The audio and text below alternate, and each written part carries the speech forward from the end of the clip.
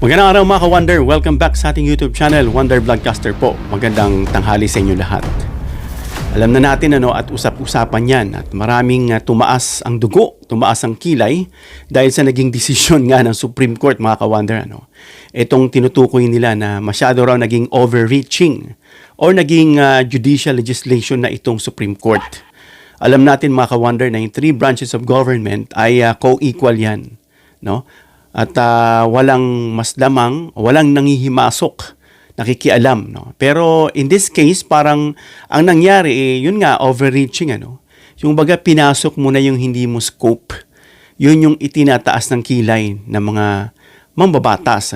Especially si Tito Sen, na tinawag niyang judicial legislation na itong action nitong Supreme Court. Pero ang tanong, since ganyan na nangyari, ano na?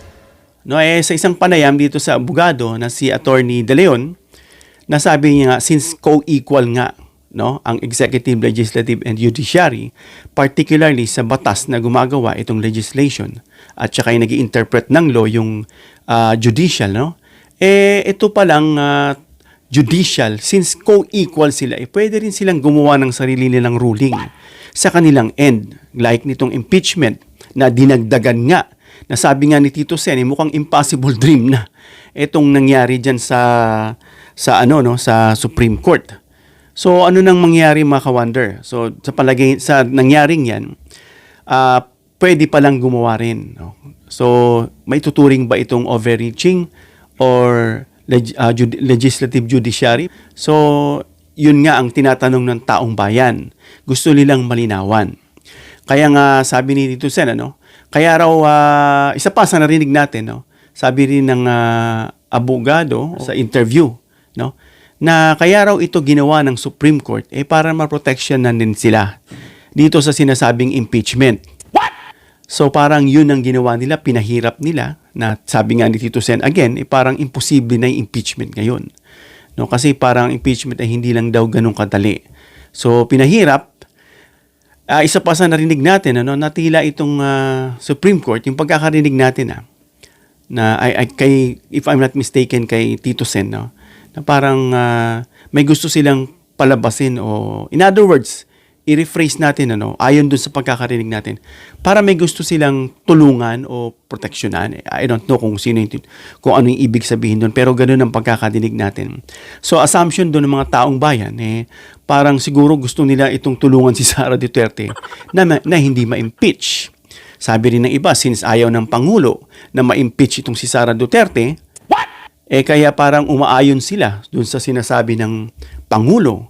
Well, mamaya may pag-usapan natin, panoorin natin yan. Panoorin muna natin yung naging desisyon ni Tito Sen dahil nga sa nagiging ganun ang kalagayan ngayon na may sarili din palang ruling itong Supreme Court na pwede rin silang maggawa ng sarili nilang batas o rule, may gustong gawin si Tito Sen o hamon niya. Ito panoorin natin mga ka-Wonder. Sir, may pahabol na tanong lang si Mean Los Bañas on this. So, is it correct to say na naghahamon kayo ng Chacha to correct or to clarify itong impeachment? No, I said I will support a Chacha at this point. Dati, ayoko yan. Ang gusto ko, Chacha, character change. Pareho spelling, G-H-A, C-H-A.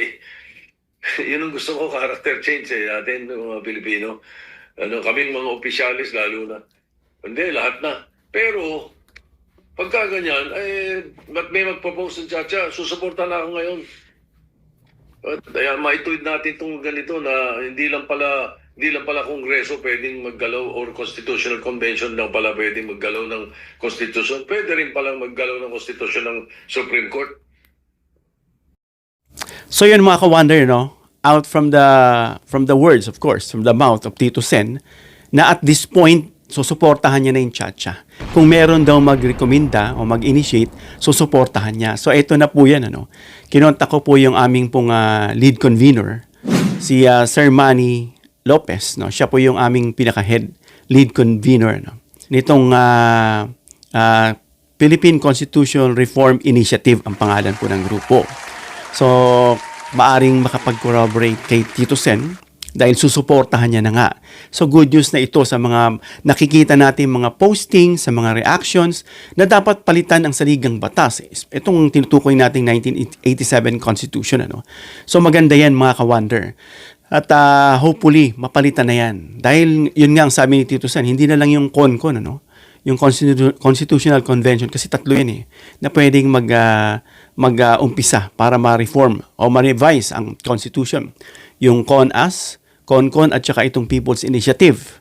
So, pwede rin pala yung Supreme Court sa pagkakasabi ni Tito Sen. So, parang hindi dapat ganun. Parang ang gulo na pwede mong gawin all of a sudden to I don't know, to repel or to oppose or I don't know kung ano yung pwede ko pang sabihin. Nag-iingat din po tayo mga ka-wonder. Kasi ito po yung pinagbabasihan lang natin sa sinasabi ni Tito Sen. Well, anyway, yun nga, maganda yan. Good news na yan na sana itong constitution natin ay mabago na. At good news yan coming from Tito Sen na susuportahan niya na at this point of time. At ito nga, since na may mga katanungan na si PBBM nga alam natin na before, he disclosed it, came straight from his mouth. Sabi niya na ayaw niya ng impeachment. Although kung i-research mo ito nung naging interview ng media kay press secretary, kay Attorney Claire, tinanong, dito lang panoorin lang natin yung video, mga ka-wonder. Ito, ang sagot do sa tanong ng iba tungkol sa impeachment ni Sara Duterte sa opinion ng Pangulo. Nung first time na lumabas yung issue ng impeachment against Vice President Sara Duterte, it was clear that the President does not want it to push through. Ganun pa rin po ba ang posisyon ngayon ng Pangulo tungkol naman dun sa bantang impeachment against the Vice President? Noong nakaraang linggo po ay nakausap natin mismo ang Pangulo at tinanong natin dyan. Dahil sinabi po natin, tinatanong na po ng MPC kung anong inyong magiging reaksyon sa mga nababalitang magsasampa ng impeachment complaint laban kay sa Vice Presidente. Ang tanging tugon lamang niya sa akin ay kung ano po ang pagtrato sa pag-iimbestiga sa flood control projects, mga anomalyang flood control projects. Ganon din po ang gawing pagtrato sa paggagawa or sa pag-iimbestiga patungkol dito sa impeachment complaint laban kay VP Sara. Follow-up question mula kay Ace Romero, Philippine Star.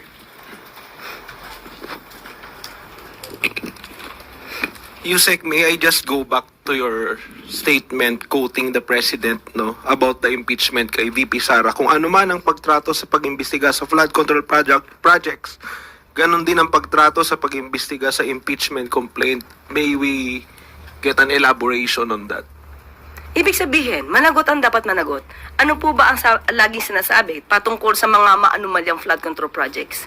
Kung may issue, kung sangkot, dapat managot. Ganon din po ang dapat na itrato natin sa impeachment complaint. Kung isasampa po ito laban sa Vice Presidente. So, balikan ko rin din yung tanong, may explicit po bang pahayag ang Pangulo kung kanyang susuportahan o mananatili siya sa kanyang stance na magiging hadlang ang impeachment sa pagpasa ng priority bills ng Kongreso? Wala po yata siyang sinabi na impeachment magiging hadlang. Yung dati, sinabi niya dati. Iyon po ang sinabi ng Pangulo. We can read between the lines.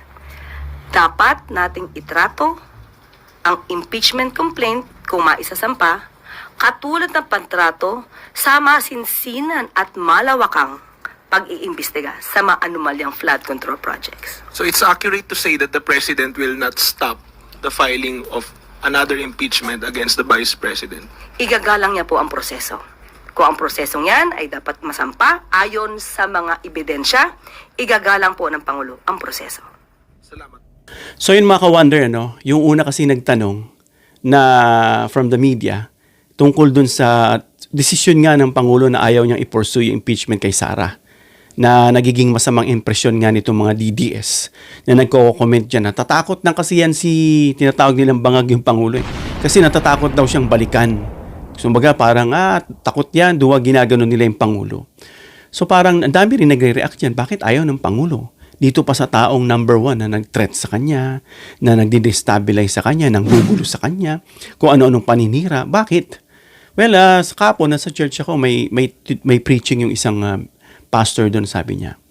Yung tao daw na hindi sumasagot at gumaganti sa taong nang-o-oppress sa kanya.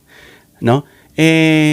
Kasi bakit hinahayaan niya yung Diyos na gumanti dito sa taong ito? Kasi pag ang tao pala na galit sa'yo at ino-oppress ka at kapag ikaw ay nag-retaliate, parang fini-flare up mo, kumbaga, lalo mong sinisilindrohan, kumbaga sasakyan, lalong tinatapakan yung silinyador, no, yung gas, lalong nagniningas at lalong nagiigting. No? So, kapag yan na hindi mo pinabayaan at parang baliwala siya sa'yo, lalong na-insulto yan. At eventually, hindi na yan magngangawa. No? So, ganun pa man, sa pangalawang tanong nitong isang media, ang ginamit kasi, may explicit ba na salita o mula sa Pangulo? Pag sabi kasi explicit, direct, no? Clear and plain, na siya po ay okay sa sinasabing impeachment, although walang sinabing direct answer si Madam Claire. Pero sabi niya rito sa sinabi niyang, you can read between the lines. Ibig sabihin, hahayaan niya, igagalang niya, gaya ng pag-iimbestiga sa mga flood control. Kasi, hindi niya naman sinabing i-impeach yung mga yun. Kasi ang impeachable lang mga ka-wonder ay yung presidente, vice, yung mga Supreme Court justices, at yung mga commission gaya ng secretary ng COA, secretary ng COMELEC, secretary ng Civil Service, yan yung mga pwede mong i-impeach. No? Kaya ang sagot niya ay kung paano mo itatrato yung gaya ng paglilitis sa mga flood control anomaly. So in other words, kung si Sara ay malitis at matagpuan na guilty at ma-impeach, as she said, you can read between the lines. So parang gano'n na umayon na yung Pangulo, no, igagalang niya kung ano yung dapat na nakita at natimbang ng batas, mga ka-wonder. No? So yun yung mga ating mga magandang balita ngayon na isusulong na, sabi ni Tito Sen. At this point, susuportahan ko yung Chacha. At naipasa ko na nga doon sa aming lead convener. Watch this interview of Tito Soto na siya ay for tawag ditong constitutional change o yung Chacha, yung charter change. No? At itong sinabi ng Pangulo is through Attorney Claire, yung kanyang spokesperson, na ayun na nga, igagalang daw ng Pangulo. And if you can read between the lines, naintindihan mo na yun at yun din ang ibig sabihin ng Pangulo. Siguro natimbang niya na, no? Na dapat talaga, kasi this is the demand of the public. No? Kasi ang boses, sabi nga ni PBBM, ang paglilingkod niya sa taong bayan, kung ano yung gusto ng taong bayan. Therefore, ang gusto ng taong bayan, ma-impeach itong si Sara Duterte. Dahil paano malalaman? Speaking of itong rally, nitong one time, big time, no? At kung ano nung mga rally dyan nila Defensor at ni Chavit, nilangaw. Nilangaw. May kita mo mga ka-wonder na maraming tao na talaga ang nalilinawan. At kitang-kita na nila kasi yung katotohanan. At yung mga nagsisipost lang dyan sa social media na tila akala mo madami yung mga DDS, mga troll lang po yan. Yung iba dyan, yung mga million-million na cellphone activated na nakita natin noon. At yan po ang automatic na sumasagot. Kung mapapansin mo, halos pare-parehas, iniiba-iba lang ng konti para palabasin. No? So, yun. At nakikita natin na unti-unti nalilinawan kahit nagkaroon ng problema dito sa Supreme Court. At sana maopribuhan na yung charter change, no? Para if ever na may magkaroon ng mga abusado o pang-aabuso sa posisyon, malilimitahan sila. Hindi sila, hindi to pwede sa'yo, sa amin lang ito. No? Ito, sa amin ito, hindi ka pwede rito. Kunyari lang, ito legislative to, kami tagagawa. Kunyari, ito namang isa, to interpret. Yan lang. Wala kang end na or part mo na pwede mong gawin ito na nakastipulate doon. Parang ganon. So, it should be clear na para hindi mag-overlapping yung bawat departamento. So, yun mga ka-wonder, good news yun. Comment down below mga ka-wonder. Hanggang dito lang tayo. Comment down below your opinion para mabasa natin. Please give me a thumbs up if you like this video para may share ni YouTube sa iba pang mga viewers. Please share this video para malaman nila na ang Pangulo ay go na para ma-impeach itong si Sara Duterte. And of course, yung pagpayag o yung pagsang-ayon na ni Tito Sen na Senate President na magkaroon na ng charter change para mabago na ang sistema. And of course, yung form of government natin. And of course, please subscribe, hit the notification bell icon and choose all bilang suporta sa aming mga content creators. Hanggang sa muli mga ka-Wonder. God bless.